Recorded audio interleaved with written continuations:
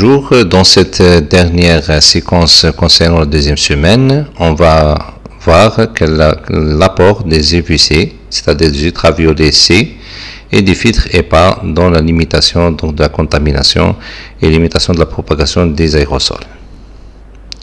Donc je vais vous exposer donc un petit travail, c'est-à-dire un article très intéressant qui va estimer donc l'inactivation du coronavirus par le flux donc des UVC solaires.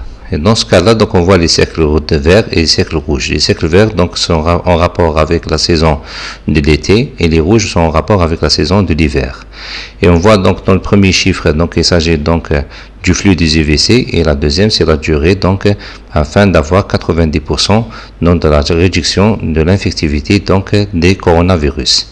Et là si on voit bien par exemple à Miami, donc si on passe de l'été à l'hiver, donc pour l'été donc il faut 14 minutes juste pour éliminer 90% donc des coronavirus de l'air ambiant. Par contre l'hiver il faut 53 minutes.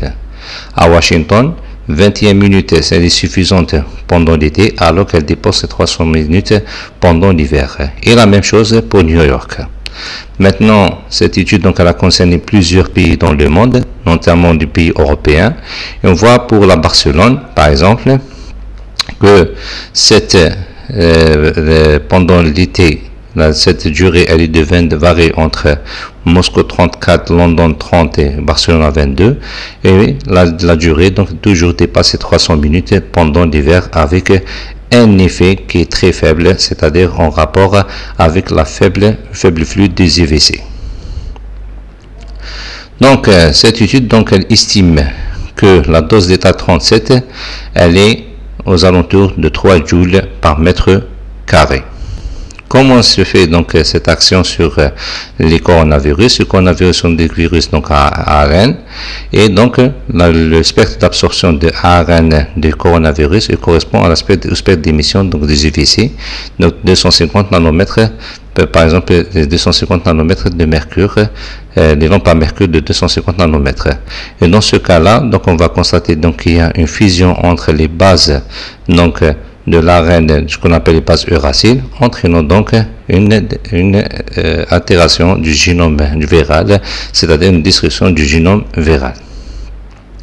Il y a autre étude allemande qui a analysé 34 publications et travaux sur l'échelle mondiale afin d'évaluer donc l'impact ou l'intérêt des UVC. Et dans ce cas-là, donc on trouve que la limite supérieure calculée pour la dose médiane à réduction logarithmique est de 10,6 millijoules par centimètre carré, mais l'estimation probablement plus précise est de 3,7 millijoules par centimètre carré.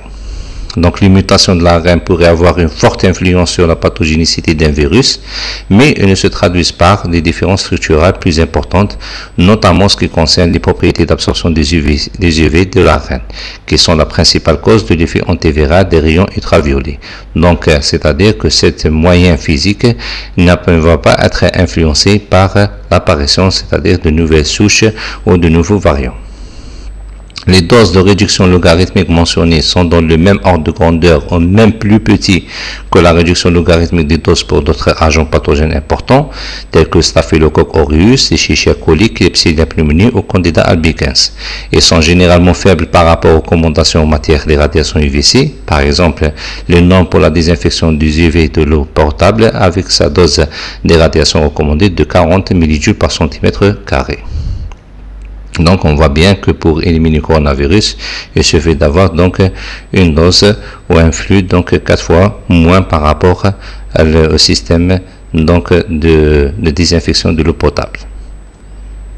Donc il y a une équipe donc sous la direction de M. Salim Hussein avec la salle Al-Diag, donc ils sont en train de développer donc un système donc d'irradiation dans les locaux médicaux pour éliminer faire une certaine décontamination, désinfection de l'air ambiant, mais en absence bien sûr d'êtres humains, c'est-à-dire c'est des UVC, mais il y a des équipes japonaises qui sont en train de travailler ce qu'on appelle sur les UVB, donc qui sont non nocifs pour l'être humain, qui peuvent être utilisés donc en présence de l'être humain. Concernant les filtres EPA, ou High Efficiency Particulate Air Filter, Donc les filtres EPA sont capables d'éliminer 99,99% des particules de 0,5 à 0,2 mm avec un rendement plus élevé pour les particules à la fois plus grandes et plus petites. Le pouvoir d'arrêt des filtres EPA est basé sur 3 mécanismes qui sont l'impact direct, l'interception et la diffusion. Leur utilisation est pertinente dans l'épuration de l'air intérieur.